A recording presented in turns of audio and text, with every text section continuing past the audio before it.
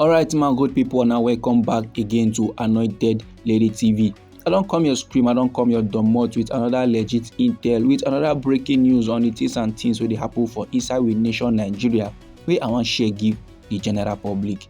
The koko now be say, the fast rising political support group wey dey go by the name Obedient Movement, they don start to dey ramp up support and they don start to dey build political grassroots structures for Oga Peter Obi 2027 presidential bid.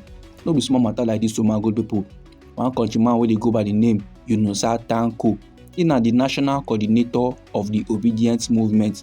He come dey yarn say as the focus now dey shift to grassroots organization, say Mr. Peter Obi wey be the Labour Party their 2023 candidate can now become the president of this our country wey be the giant of Africa, wey be the Federal Republic of Nigeria for inside the year 2027. And Oga Yunusa Tanko dey yarn all these levels on Saturday wey be the 9th day of November for inside this year 2024. And in the yarn am for inside a one-day symposium wey dem team reposition the Obedient Movement for greater impact. And these levels was very much organized by the Obedient Movement and support groups at the All Saints Cathedral Auditorium for inside Onitsha, Anambra State.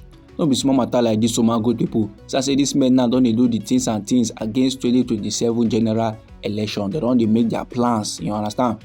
They wan make sure say all the levels wey happen for inside the 2023 general election, e no go repeat itself for inside the year 2027. Even Oga Yunusa Tanko sef come outside come still dey yarn am say the electoral malpractice wey sup for inside the year 2023 omo e massive, no be small.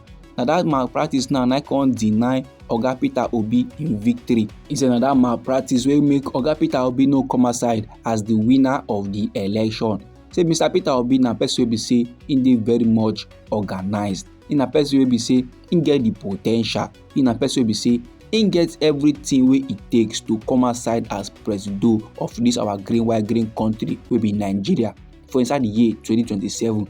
If everybody put their act together, if everybody hands come finally dey on deck. Oga Yunusa Tanko come still dey yarn say they are very much dedicated to promoting good governance and they are very much dedicated to promoting accountability by bringing together key stakeholders to discuss the future of this our green white green country wey be Nigeria. So this their event now, e dey underscore the movement, their commitment to unity, to justice and equity. He say like this now, im go make sure say im train all their agents. Im go make sure say im prepare them wella before the 2027 general election go come last shele for inside this our country Nigeria. And he say a new Nigeria is very much possible if we start to dey do the needful, if we start to dey do the right things in electing those people wey go lead us and wey go lead us well.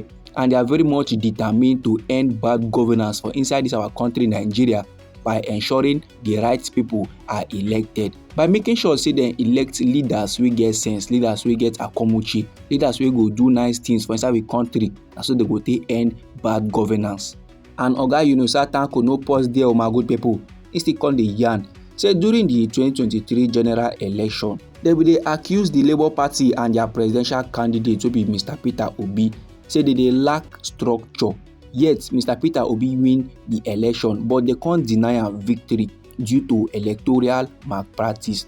This time around, history e no go repeat itself at all for inside we country. Those levels wey happen for inside the year 2023, e no go happen for inside the year 2027. He say even the North sef, they are very much dissatisfied with the current government. Even the North no like the way this administration take dey waka. They no like how this government take dey do their things. The thing now don kuku tire them. So they go advocate for electoral reform and they go champion am legally and physically. Oga Tanko say they go mobilize their people for inside streets and for inside court and present their proposal to the National Assembly. Say like this now, the Obedient Movement they seek to empower Nigerian youth. They seek to advocate for meaningful change and accountability. All this level, my good people, na the things and things wey the countryman wey dey go by the name Yunusa Tanko, wey be the national coordinator of the Obedient Movement, come dey yarn concerning Mr. Peter Obi and im presidential bid for 2027. And no be lie, my good people, with the way these men now dey yarn all these levels, you go see am say there is seriousness in their tone. fingers crossed, we no know how things go take play out last for inside 2027, but we dey pray say make Jah will be done in Nigeria, because Jah will dey always dey go well. Now make I yarn you another legit my good people. The koko be say some northern leaders dey still dey continue to dey push for the return of Goodluck Ebele Jonathan, wey be the former president of a country Nigeria. They want to make this man come back again, come govern this our green country for inside the year 2027. One political group for inside the north, they go by the name the Arewa Consensus for Jonathan. They don join the campaign now. They don dey urge the former president to make him enter the 2027 presidential race kwanu, make him put body. This group, their leader now, they go by the name Mune Musa. Now they yarn all this one. Now they make this appeal during a press conference for inside Bauchi State over the weekend. Now they the yarn say the return of Goodluck Ebele Jonathan to office was very much crucial to addressing the pressing economic and security challenges of our country Nigeria.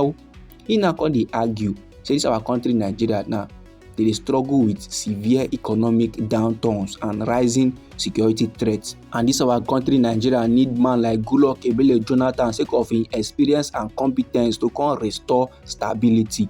And according to Oga Musa, he say this nation now currently is at the crossroad and all of us dey believe very well say Goodluck Ebele Jonathan na the right man to do the job, na the right man to come steer this our country Nigeria out of the current kasala wey in dey into. So Oga Musa dey yarn say na Goodluck Ebele Jonathan na be the messiah na him be the true leader, na him go do the nice things wey country people true need for inside this our country Nigeria.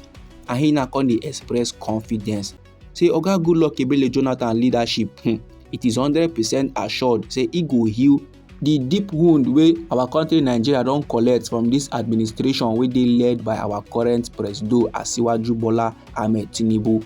And the leadership of Goodluck Ebele Jonathan, he go usher in a new era of progress. He said through in leadership, countrymen go see that light they don dey find for a long time. They go come last they breathe the breath of fresh air. And that time, democracy and rule of law go come be the koko again for inside we country Nigeria. Anyhow, this informate be for body, my good people.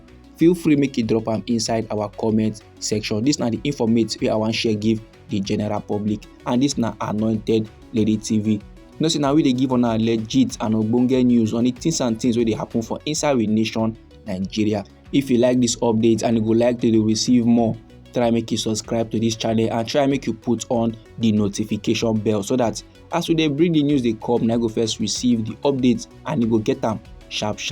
And try make you share the news to your family and friends so that them too they go know wetin dey share for inside we country Nigeria. I dey come inside again with another legit intel for you, my good people. Abeg, no go anywhere.